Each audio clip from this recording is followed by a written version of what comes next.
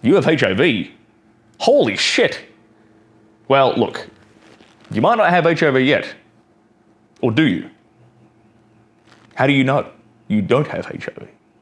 Well, if you don't know how to get tested for it, if you've got no idea how the testing protocols work, if you've got no idea what HIV and AIDS actually are, well, then you'd better sit back and actually listen to this video, because I'm going to go deep diving on the issue of HIV and how you can prevent it. My name is Stirling Cooper, award-winning adult film star, former high-class male companion, and this is my YouTube channel. So first of all, it's important for you guys to understand what HIV is, what AIDS is, and how this virus kind of works, right? HIV stands for Human Immunodeficiency Virus. It's a virus that attacks the body's immune system, and if it's not treated, it can lead to AIDS. AIDS being the syndrome that is caused by HIV. AIDS stands for Acquired Immunodeficiency Syndrome. So the HIV virus attacks the body's immune system. It attacks our immune cells. And once it basically compromises your entire immune system. And once that's happened, you get the syndrome known as AIDS.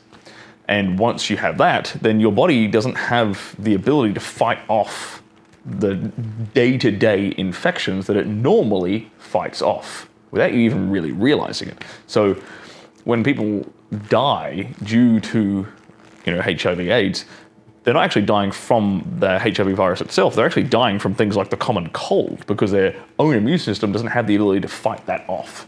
So that's something that most people actually aren't fully aware of. So how is the HIV virus sort of transmitted between individuals? Well, typically it's transmitted in sort of three different bodies, mediums. Blood being the primary one. Second one is semen. Third one is vaginal fluids. Now, unfortunately, the disease is usually asymptomatic, which means you don't know you've got it until it progresses to AIDS. And then you sure as hell will know that you have it. AIDS symptoms typically include weight loss, fever, night sweats, fatigue, and recurrent infections. That's the big one. The unfortunate sign that your immune system is just not working anymore. So no cure currently exists for AIDS and the HIV virus, unfortunately. However, I am going to mention something at the very end of this video, which is, a drug that has come out within the last, was become very, very prominent and seen a lot of success within the last 5-10 years that you should absolutely know about in regards to HIV. So we'll get into that a bit later. So like I said, AIDS is transmitted through semen, vaginal fluids, but primarily it's transmitted through blood-to-blood contact. That's the main way that HIV, the virus, is transmitted between individuals. So it's very, very common for HIV rather, to be transmitted between people who share, infected people, obviously, who share needles.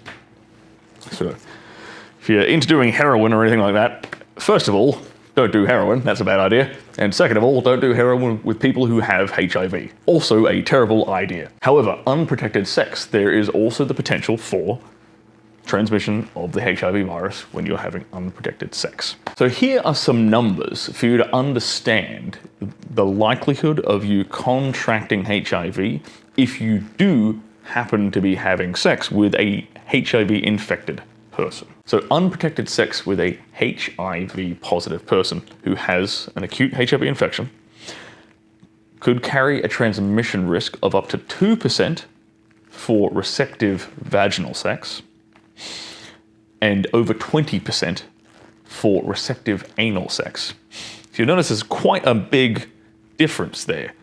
Now, why might that be? That is because during anal sex, you're far more likely to cause micro tears in the lining of the anus, the anal cavity, right? And that basically is a way for blood to blood or blood to semen transmission to occur. So that's why anal sex is typically a far riskier activity than vaginal sex with somebody who is HIV positive. So with those numbers to consider, how hard is it to actually catch HIV? It's not actually that easy to get HIV, which is a good thing. So I'm not telling you to go out and try and catch it, don't be a fucking moron. But if you find out that you have had sex with somebody who has HIV, or if you've had sex with somebody and then later on they tell you that they have contracted HIV, don't panic immediately. Understand that your risk isn't super, super high, but there's steps we can take. I'm going to teach you about the different tests, what they mean, and more importantly, what their sort of exposure times are, and their sort of testing windows are, which is very, very important for you to understand. However, understand that the medical literature estimates that the transmission rate of HIV is actually about 0.1% per sex act, which is about 10% per year. So let's talk about testing windows and getting tested regularly. Now, most of the time, for most of you, if you go and get a regular STI checkup, in damn near every country in the world, actually, you're going to get a HIV test. Now, the basic HIV test is an antigen antibody test. And this has a testing window, or like a window of being able to detect the virus, or the presence of the virus rather, between 18 to 90 days after you've been exposed to it. That's important to understand. It won't detect it immediately. It detects the immune system's reaction to the virus. So you're basically testing for the antibodies that your white blood cells are trying to use to fight the virus itself. That's what these antibody tests detect. But they can only detect it after it's been in your system for 18 to 90 days.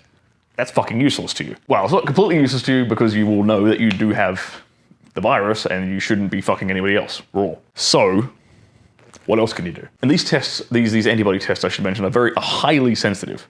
So, basically it means that all or nearly all infected people will test positive when they take these kind of tests. The most commonly used HIV antibody test is the ELISA test, which stands for Enzyme-Linked Immunosorbent Assay, for those who are interested. Now, there is a different type of test which we use in the adult industry, and which I highly recommend you try to get if you are ever in, heaven forbid, if you're ever in the situation where you feel like you've been exposed to HIV, you might have a risk of exposure.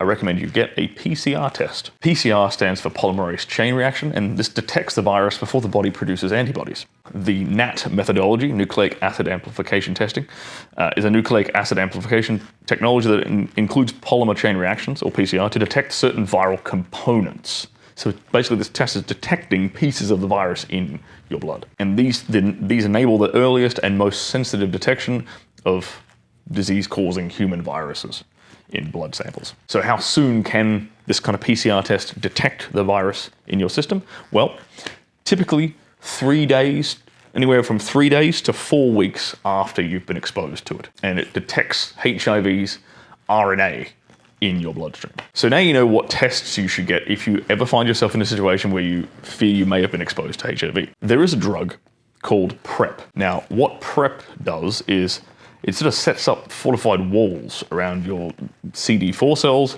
and these walls kind of keep HIV from crossing into healthy cells and replicating. PrEP reduces the risk of getting HIV from sex by about 99%. It's stupidly effective, like really, really good. And that's why HIV transmission rates have been plummeting since PrEP has been, commonly promoted and commonly adopted. Although there's less information about how effective PrEP is amongst people who inject drugs, we do know that PrEP reduces the risk of getting HIV by at least 74% when taken as prescribed. So if you're taking PrEP and HIV enters the body, it's unable to breach the walls to gain access to CD4 cells, and it's estimated that PrEP protection begins around 7 to 20 days after you take the first dose.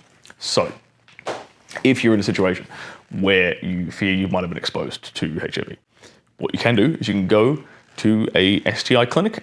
There's typically in major cities, if you go to they tend to be, if you're ever in a situation where you feel like you might have been exposed to HIV, here's the couple of steps you can take, right? First, you can go and try and get a PCR test, not just the antibody test, because that's not going to really do much. Right, you're not going to know for like 18 to 90 days after you've been exposed if you have the virus in your system. So you can go and get a PCR test, right? Then after 3 days after exposure, then you'll know whether or not you have it in your system. Prior to those 3 days, you can go and see a doctor and ask for PrEP. Once you can get PrEP, just immediately start taking it. And you can mitigate if you catch it early enough and you start taking PrEP. In some cases, there have been instances of people preventing the infection from taking root because they've been taking PrEP. It's pretty fucking staggering, but it has been pulled off. So, worst case scenario, you go see a doctor, you get PrEP, start taking it, and then a few days later you get tested, you might be fine. Excellent. Happy days. If you aren't, well, then you can keep taking PrEP and you can work from there and you can keep this thing kind of under control. And then there are lots of people who've had HIV and AIDS for, people who've had AIDS for quite some time, they take antiretrovirals to sort of keep it under control. And they're able to live. They take antiretrovirals, and all of them actually take steroids as well, enough to sort of keep themselves, functioning without succumbing to the illness, basically. Now, telling your partner that you have HIV is a pretty awkward situation, but it is not as awkward as making these awkward bedroom mistakes right here.